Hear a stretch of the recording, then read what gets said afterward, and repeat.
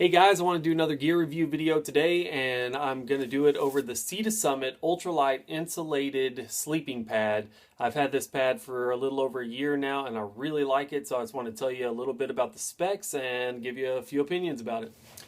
Alright, so this is the regular size. It's 72 inches long by 21.5 inches wide. This pad also comes in a large and a small size. The large is 78 by 25 inches, and the small is the same width as this, 21.5 inches, but it's only 66 inches long. Sea to Summit put out a whole series of these pads in 2014. They have one that's this same exact style, but it doesn't have any insulation in it. It'd be a great summer backpacking pad. It's obviously a little bit lighter than this. Then they have this one, which I think is a great all-around backpacking pad. It has great comfort to weight ratio.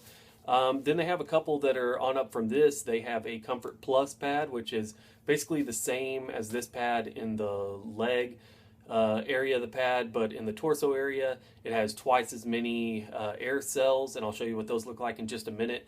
They have an uninsulated version of that, and then they have another pad that's on up from that. I think is Comfort Max or something like that, and it is double air cells through the whole pad. They also have an uninsulated version of that, and that to me is more of a base camp pad. Or if you're just into, you really need a lot of comfort whenever you sleep, that would also be a great choice, just a little bit heavier. Now this pad has insulation in it, like I said. It has a layer of Exkin Platinum, which is a basically is a radiant barrier. It reflects your radiant heat that your body puts off. And it also has Thermalite insulation. This is a great 3-season pad, or for my area, I live in North Texas. I could use this all year long. This isn't a deep winter Northwoods hard freeze pad. I wouldn't take this down to 0. You may get a little cold. But this is a great 3-season pad for spring, fall, or if you live in the South, this would be a great year-long pad. So I just took the pad out. This is the stuff sack empty. It's a pretty nice stuff sack, you know, just your basic stuff sack. It also comes with this little repair kit, which is 6 individual patches. If you happen to get a hole in this, you can patch it with one of these patches. It also has a new gasket for the valve. If it starts leaking, you got a new gasket in there. The pad comes with the same kind of valve they put in their pillows. I think all their pads have the same valve. This is a great valve. I went over it on my last review of the Eros pillows. It works the exact same way. It's got this top section here. This is where you inflate and blow into. It's got this button, this little orange button right in the middle. Push that down. It slightly deflates the pad so you can dial in your comfort level.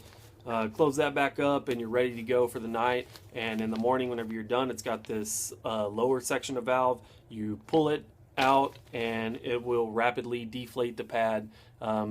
It's basically will deflate the pad in 2 seconds and you're ready to roll it up. All right, I wanted to hold this up to the light to give you a view of it. This darker section on the inside, that's the Exkin Platinum.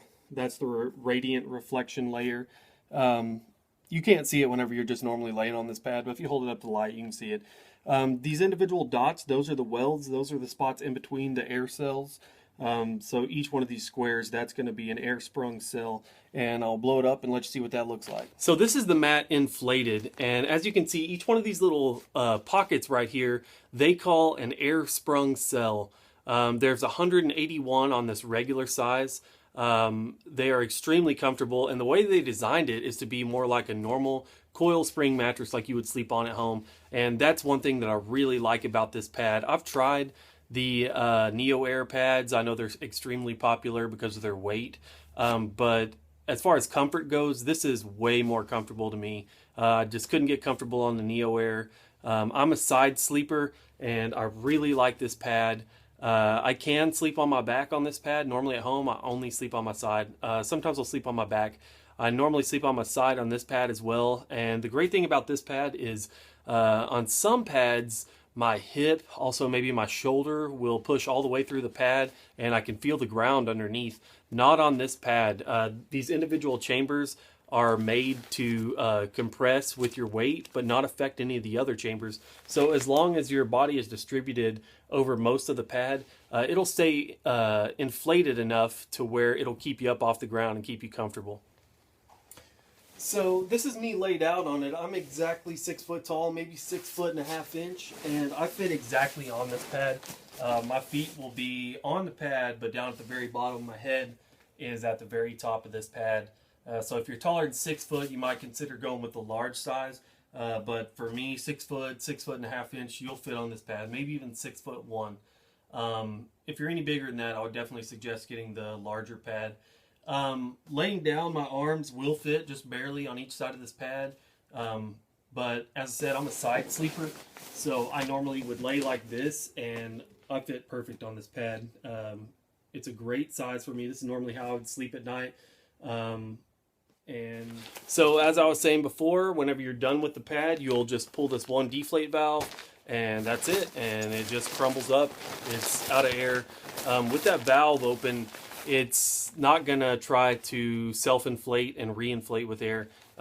This is just a one-way valve for air coming out. So you would leave this undone, roll it up. It's really easy to roll up, packs up super small, and as soon as you get it rolled up, you just close the valve again and you're good to go. I got this pad at REI for $130. Now, to some people that might be expensive. There's definitely a lot more expensive pads out there, and there's cheaper pads too. But to me, for the weight, the price, and comfort, it's a really great choice, a really great pad, and I plan on keeping this for a long time. That's pretty much it. If you have any questions, just comment below and I'll try to get them answered. Thanks for watching.